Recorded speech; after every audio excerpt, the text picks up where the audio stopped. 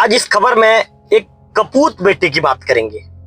कपूत बेटा मैं इसीलिए कह रहा हूं कि इस बेटे ने शादी नहीं कराने की बात कहकर अपने पिता को मौत के घाट उतार दिया। नमस्कार, मैं हूं रवि तिवारी। आप देखना शुरू कर चुके हैं लोकल टीवी।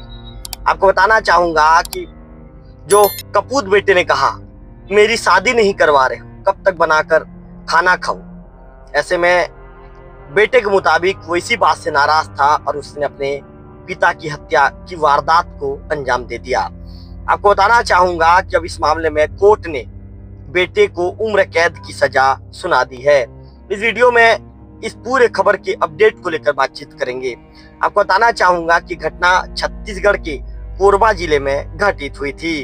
कोरबा जिले में एक युवक ने अपने पिता को मौत के घाट इसीलिए उतार दिया कि उसका पिता, आरोपी के मुताबिक उसका पिता उसकी शादी नहीं करवा रहा था। आरोपी बेटे कपूत बेटे के मुताबिक शादी नहीं कराए जाने से वह परेशान था। वह खाना बनाकर खुद खाता था, जिसके चलते वो परेशान था। इसी के चलते नाराज होकर उसने अपने 55 साल के पिता की हत्या कर दी। आपको बताना चाहूंगा कि शादी नहीं करने को लेकर उसने अपने पिता को मारने की बात कही है। मामला बालको थाना क्षेत्र के जो ये कहें कि दोदरो गांव का है। जिस तरह की जानकारी लोकल टीवी के पास है, उस जानकारी के मुताबिक प्यारे बेटे का नाम अशोक केवट है, जो 30 साल का है, जबकि उसके पिता दिलचंद केवट 55 साल के हैं। मैंने वीडियो की शुरुआत में भी आप लोग को बताया था।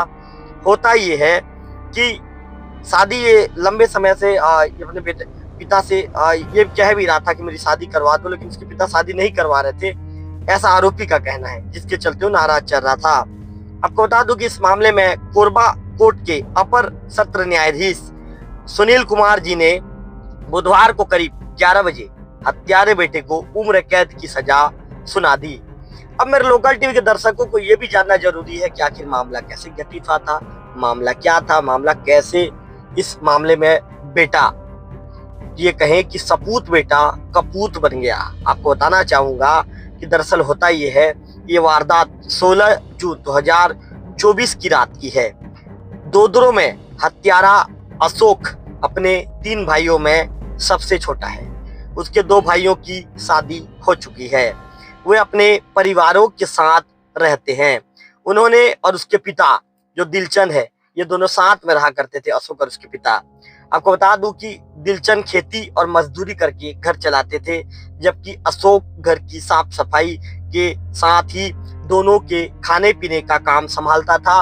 अपने पिता के साथ ये अपने लिए भी भोजन पकाता था और अशोक के बनाए हुए भोजन को पिता दिलचंद भी ग्रहण किया करते थे। लेकिन अशोक लंबे समय से अपनी शादी को लेकर परेशान था। वह चाहता था कि मेरी भी शादी हो जाए, मेरा भी घर बस जाए। वह चाहता था कि उसकी शादी करवाएं, लेकिन किसी न किसी वजह से बात नहीं बन पा रही थी और अशोक की शादी नहीं हो पा रही थी। ऐसे में वारदात वाली काली रात कहेंगे, पिता पुत्र दोनों साथ में बैठकर खाना खाते हैं और इसके बाद अपने अपने बिस्तर में ये सोने के लिए चले जाते हैं। इसी दौरान अशोक के अंदर चूंकि ये कहें कि एक आग थी, ये कहें कि अपने पिता से नाराज चल रहा था, नाराजगी भरी आग थी, नफरत की आग थी। अशोक इसीलिए अपने पिता से नफरत करने लगा था क्योंकि वो लंबे समय से खाना बना रहा था, उसकी शादी नहीं हो पा रही थी। ऐसे में अशोक ने अपने पिता से कहा कि आखिर कब तक मैं आपके लिए खाना बनाता रहूंगा, घर का काम करता रहूंगा, मेरी शादी आप क्यों नहीं करवाते। वारदात वाले दिन अशोक ने ये पूछा, ये अपने पिता से कहा कि मैं आपके लिए कब तक खाना बनाते रहूंगा, आखिर कब तक मैं काम संभालते रहूंगा, आप मेरी शादी क्यों नहीं करवाते, मैं शादी नहीं होने से बहुत ज्यादा परेशान हूँ। वारदात वाली रात उसने अपने पिता से ऐसा कहा। इसके बाद इसने कहा कि आप बस मेरी शादी करवा दीजिए, मैं शादी करना चाहता हूँ। इसी बात को लेकर दोनों के बीच में कहासुनी हो गई। देखते देखते कहासुनी ने विवाद का एक बड़ा रूप ले लिया और अशोक गुस्से में आता है। ना आओ देखा ना ताओ, अशोक इतना ज्यादा तैस में आ गया कि उसने पास में रखी कुल्हाड़ी उठाई और अपने पिता पर ताबड़तोड़ वार कर पिता को मौत की नींद सुला दिया। मामले में दिलचंद जो अशोक के पिता हैं, दिलचंद केवट की मौके पर मौत हो गई। पिता को मारने के बाद हत्यारा बेटा खून से सनी कुल्हाड़ी लेकर गली में चिल्लाता हुआ निकलता है। इस दौरान कहने लगा कि शादी नहीं कराने पर मैंने अपनी पिता की हत्या कर दी, मैंने अपने पिता को मौत की नींद सुला दिया, मैं मेरे पिता का हत्यारा हूँ। इस तरह कहते कहते मोहल्ले में चिल्लाता है। कई बार बोलता, उसने कहा कि हत्या के दौरान कुल्हाड़ी लेकर वह कई बार वह कहता है गली में, मैंने कई बार बोला लेकिन मेरी शादी नहीं कराई।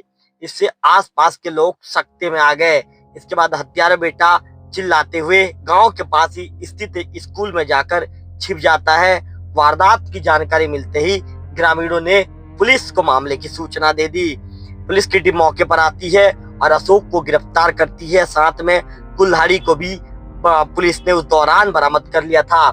मामले में आपको बताना चाहूंगा कि जो शासकीय अभिभाषक है कृष्णा द्विवेदी ने बताया कि तृतीय अपर सत्र न्यायाधीश सुनील कुमार की अदालत में पेश किए गए सबूतों के आधार पर अशोक को दोषी पाया गया। कोर्ट ने अशोक को उम्र कैद की सजा सुना दी है।